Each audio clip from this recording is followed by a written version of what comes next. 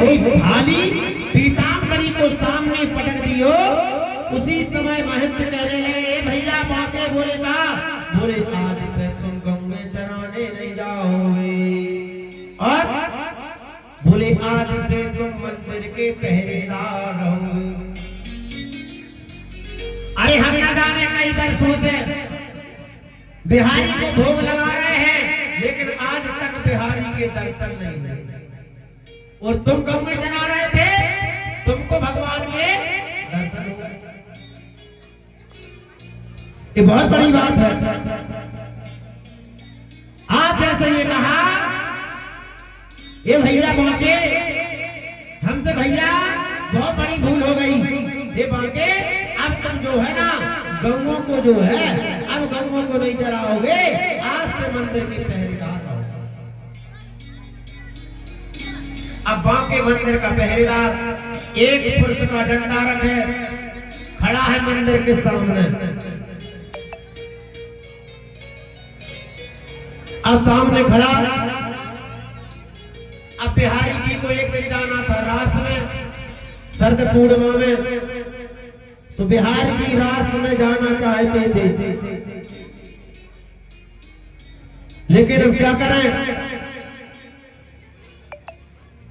तो रात्रि के 12 बजे बिहारी जी ने दरवाजा खटखटाया।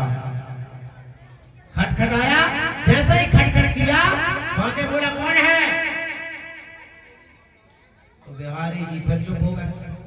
थोड़ी देर में बिहारी जी ने फिर दरवाजा खटखटाया, वहां के बोला कौन है, कहने लगे भैया बाके में बिहारी। बिहारी बोले हाँ, बोले इतनी रात में उठने की क्या जरूरत है, कहने लगे हमें रास में जाना है। रास में बोले हमें, बोले दरवाजा तो खोल बाके बोला नहीं नहीं दरवाजा नहीं खुलेगा। अरे बोले देख ज्यादा हल्ला ना कर, कोई सुनना नहीं।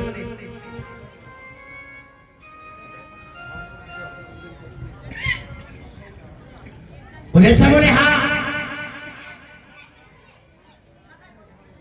बिहारी जी बोले भैया तेरे हाथ जोड़ रहे, बाके दरवाजा खोल और देख शोर नहीं करना।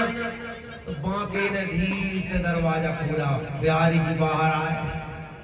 बोले तुम जब बताओ थी रात में तुम्हें कजर में उठने की, तुम तो सो, हम तो खड़े हैं बाहर।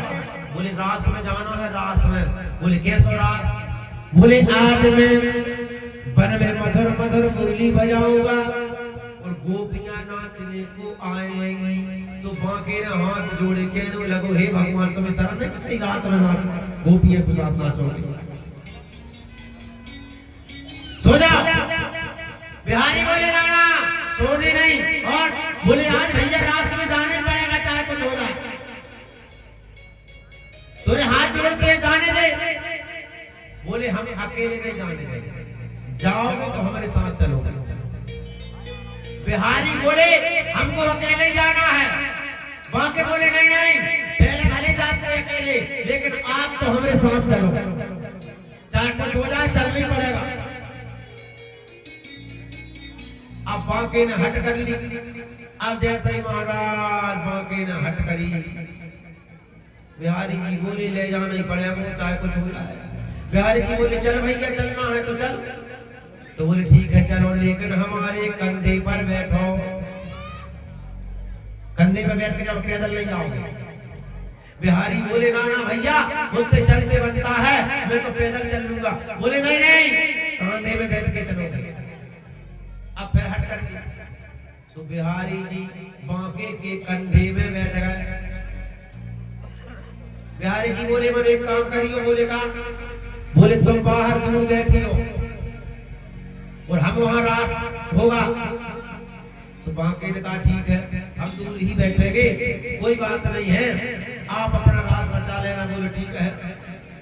अब महाराज चले गए, बाके बैठ गया बेचारा। दूर भगवान अंदर प्रवेश किए वन में, और उसी समय अपनी मुरली को निकाला और मुरली को कर से निकाल करके आज महाराज हाथ लिया, अपने ओंठों में लगाई और ओंठों में लगा करके आज भगवान मधुर मधुर मुरली बजा रहे।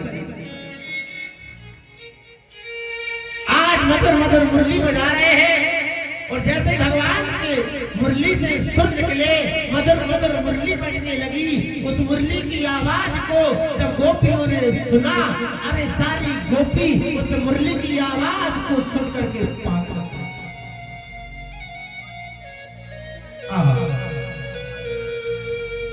पागल हो गई। कैसे कि कोई गजरा लगा रही है तो कोई गजरा लगा रही है, कोई गजरा लगा रही है, कोई गजरा लगा रही है। कोई महाराज नाक में नथुनिया पहन रही है, कोई बाला पहन रही है, लेकिन सब उल्टा सीधा हो गया। मुरली की जैसे आवाज सुनी, कान का बाला नाक में, नाक की नथनी कान में, आंख का काजल ओंठ में, ओंठ की लिपस्टिक जो है आंख में। मुरली की तान, उसकी तान को सुन करके पागल हो गई, सब भूल गई। श्याम की सुगंध कोई पालने में लालने को झुला रही है, पति को पालना पकड़ा गई और चली गई। कोई अपने पति को भोजन करा रही है, थाली को यहाँ खिसकाया और चली गई। एक गोपी चल पड़ी और एक गोपी खिंचती हुई गई और पहुंची जहां मेरे श्याम